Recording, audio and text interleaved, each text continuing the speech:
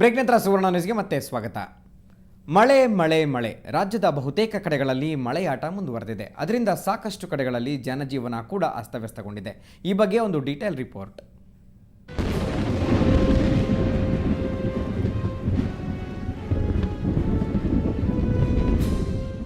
ಬಿಟ್ಟು ಬಿಡದೆ ಸುರಿಯುತ್ತಿರುವ ಧೋಧೋ ಮಳೆ, ವರುಣನ ಅಬ್ಬರಕ್ಕೆ ತುಂಬಿ ಹರಿಯುತ್ತಿರೋ ಹೊಳೆ.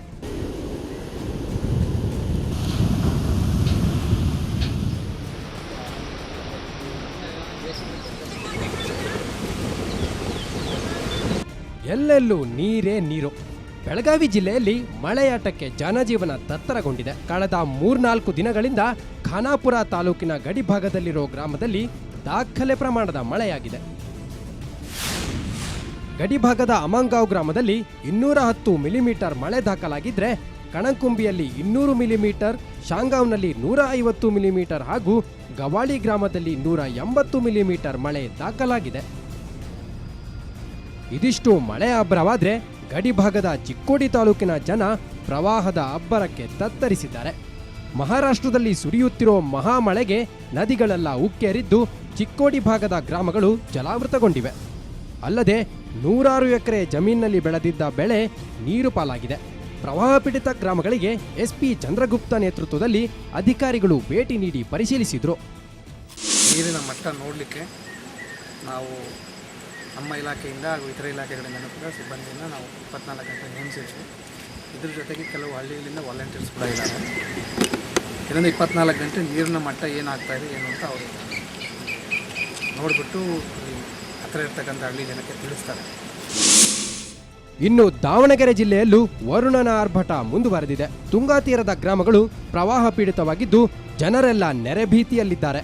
ಇನ್ನು ರಾತ್ರಿಯಿಡೀ ಸುರಿದ ಮಳೆಗೆ ದಾವಣಗೆರೆಯ ಭರತ್ ಕಾಲೋನಿಯಲ್ಲಿ ಬೃಹತ್ ಚರಂಡಿಯೊಂದು ಕುಸಿದು ಬಿದ್ದಿದೆ.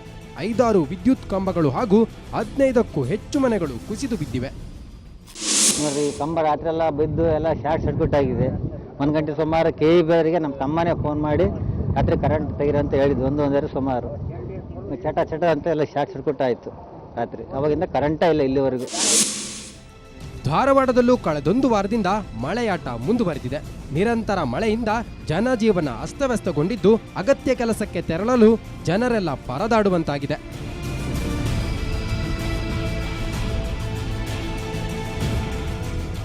ವರುಣನ ಆರ್ಭಟದಿಂದ ಕಡಲು ಕೂಡ ಉಕ್ಕೇರುತ್ತಿದೆ. ಉಡುಪಿಯ ಮಲ್ಪೆ ಬೀಚ್ನಲ್ಲಿ ಅಲೆಗಳ ಆರ್ಭಟ ಎಂದಿನಂತೆ ಜೋರಾಗಿದೆ. ಭಾರೀ ಪ್ರಮಾಣದ ಅಲೆಗಳನ್ನು ಕಂಡು ಸ್ಥಳೀಯರು ಕೂಡ ಅಬ್ಬಬ್ಬ ಎಂತಿದ್ದಾರೆ.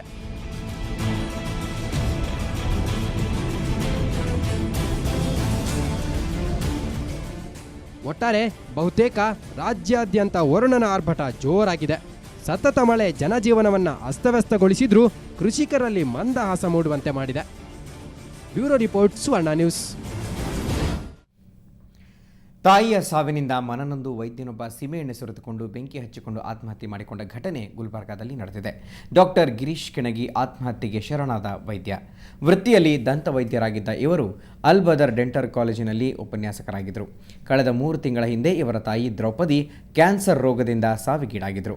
ತಾಯಿ ಮೇಲೆ ಅಪಾರ ಮಮತೆಯುಳ್ಳ ಡಾಕ್ಟರ್ ಗಿರೀಶ್ ಮಗುವಿನಂತೆ ತಾಯಿಗೆ ಆರೈಕೆ ಮಾಡಿದರು. ಆದರೂ ತಾಯಿ ಸಾವನ್ನಪ್ಪಿದ್ದರಿಂದ ಗಿರೀಶ್ ಖಿನ್ನತೆಗೆ ಒಳಗಾಗಿ ಹಾಸಿಗೆ ಹಿಡಿದಿದ್ದರು. ಇಂದು ಮಧ್ಯಾಹ್ನ ವಿದ್ಯಾನಗರ ಬಡಾವಣೆಯ ತಮ್ಮ ಮನೆಯಲ್ಲೇ ಆತ್ಮಹತ್ಯೆ ಮಾಡಿಕೊಂಡಿದ್ದಾರೆ. ಸ್ಥಳಕ್ಕೆ ಭೇಟಿ ನೀಡಿದ ಅಶೋಕನಗರ ಪೊಲೀಸರು ಪ್ರಕರಣ ದಾಖಲಿಸಿಕೊಂಡಿದ್ದಾರೆ.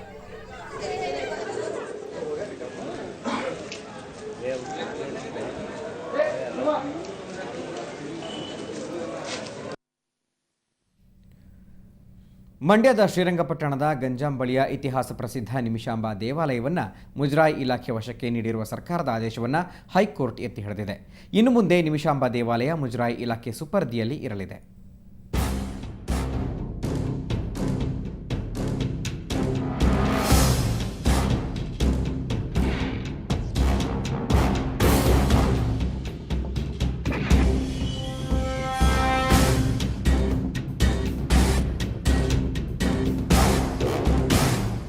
ಮಂಡ್ಯದ ಶ್ರೀರಂಗಪಟ್ಟಣದ ಗಂಜಾಂ ಬಳಿಯ ಇತಿಹಾಸ ಪ್ರಸಿದ್ಧ ನಿಮಿಷಾಂಬ ದೇವಾಲಯವನ್ನ ಮುಜರಾಯಿ ಇಲಾಖೆ ವಶಕ್ಕೆ ನೀಡಿರುವ ಸರ್ಕಾರದ ಆದೇಶವನ್ನ ಹೈಕೋರ್ಟ್ ಎತ್ತಿ ಹಿಡಿದಿದೆ. ಸರ್ಕಾರದ ಆದೇಶ ಪ್ರಶ್ನಿಸಿ ನಿಮಿಷಾಂಬ ದೇವಾಲಯದ ಟ್ರಸ್ಟ್ ಸಲ್ಲಿಸಿದ್ದ ಅರ್ಜಿಯ ವಿಚಾರಣೆ ನಡೆಸಿದ ಹೈಕೋರ್ಟ್ ವಿಭಾಗೀಯ ಪೀಠ ಅರ್ಜಿಯನ್ನ ವಜಾಗೊಳಿಸಿತು.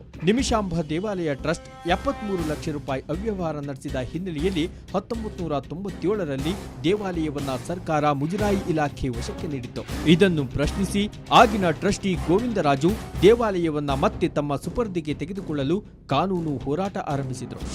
ಸುಮಾರು 70ರಿಂದ 75 ಲಕ್ಷ ಅಮೌಂಟು ದುರುಪಯೋಗವಾಗಿರೋದು ಇಲಾಖೆಗೆ ಬಂದ ಮೇಲೆ ಅದನ್ನು ನಾವು ಸರ್ಕಾರದ ಗಮನಕ್ಕೆ ತೊಗೊಂಬಂದ್ವಿ. ಸರ್ಕಾರ ಏನು ಮಾಡ್ತು, 15/1/97ರಲ್ಲಿ ನಮ್ಮ ವಶಕ್ಕೆ ತೆಗೆದುಕೊಳ್ಳೋದಕ್ಕೆ ಆರ್ಡರ್ ಮಾಡ್ತು. ಆ ಪ್ರಕಾರ ನಾವು ಇದುವರೆಗೂ ನಮ್ಮ ಧಾರ್ಮಿಕ ಮತ್ತು ದತ್ತಿ ಇಲಾಖೆ ವತಿಯಿಂದ ಆ ದೇವಸ್ಥಾನನ ನಡೆಸ್ಕೊಂಡು ನಿರ್ವಹಣೆ ಮಾಡಿಕೊಂಡು ಬರ್ತಾ ಇದ್ದೀವಿ. ದೇವಸ್ಥಾನದ ಹಿಂದಿನ ಟ್ರಸ್ಟಿಗಳ ಅವ್ಯವಹಾರದಿಂದ ನೊಂದ ಭಕ್ತರು ಸರ್ಕಾರಕ್ಕೆ ಒತ್ತಾಯ ಮಾಡಿ ಪ್ರಕರಣವನ್ನ ಜಿಲ್ಲಾಧಿಕಾರಿ ತನಿಖೆಗೊಪ್ಪಿಸುವಂತೆ ಮಾಡಿದರು.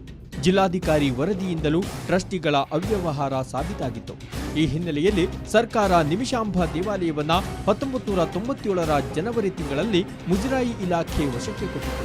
ಸದ್ಯ ದೇವಸ್ಥಾನದ ಆಡಳಿತವನ್ನ ಮಂಡ್ಯ ಜಿಲ್ಲಾಧಿಕಾರಿ ನೇತೃತ್ವದಲ್ಲಿ ಕಾರ್ಯನಿರ್ವಾಹಕ ಅಧಿಕಾರಿ ಇಜಿ ನಾಯಕ್ ನೋಡಿಕೊಳ್ತಿದ್ದಾರೆ.